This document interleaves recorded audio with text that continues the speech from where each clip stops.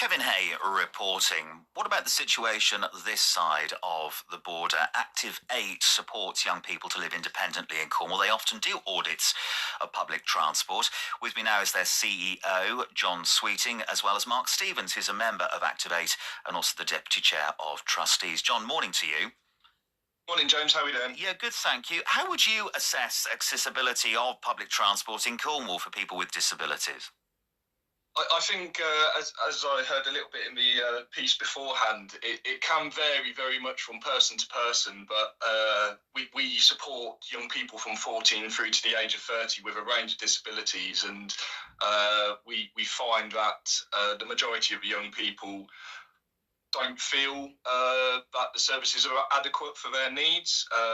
As it was mentioned in the piece, we support up to 10 to 15 young people going out on trips at one time.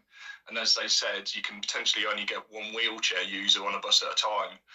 So that we find that as a great challenge, along with trains and aeroplanes and everything else that's available. Let me bring in Mark now. Mark, you're a wheelchair user. What difficulties have you encountered using public transport? Yes, so it could be small things like going to a bus stop and not having a raised curb for the ramp. It could be if you're out with friends, only one of us could get on a bus or a train at one time.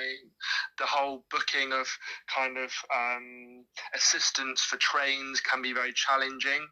And yeah, it's another barrier that someone with a disability has to come across, and it can be extremely frustrating.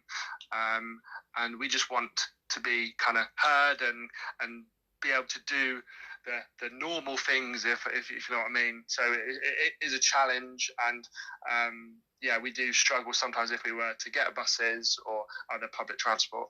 Do you listen enviously to what's happening with Plymouth City Bus, changing their fleet to accommodate more wheelchair users, and also being there if somebody isn't able to get on a bus, they'll make sure they're there to assure that there's another bus coming along, maybe even sending a bus out in addition to other things, and even a taxi if they can't get a bus to people? Absolutely, it'd be great to have that kind of service in Cornwall, but hopefully it will come at some point. But yeah, I'm very happy for the residents of Plymouth and Devon to get that, and yeah, that'll be great for them. So yeah, I'm a little bit envious of that for sure. I can understand that. John, do you think it's feasible maybe to get something similar for transport here in Cornwall? Yeah, I'd hope so. I think the important thing is it's being discussed, and we've done some work with Great Western Railway, and we'd love to do some work with the bus services within Cornwall as well to really make sure people are aware of the need, because there is a massive need within Cornwall. A lot of the young people that we work with can't drive or don't want to drive, and public transport at the moment isn't adequate for their needs. A lot of them are reliant on parents or PAs or carers to be able to get them around, and yeah, access or equal access to public transport would kind of really help a lot of people. Mark, is there anywhere that has done well in your experience?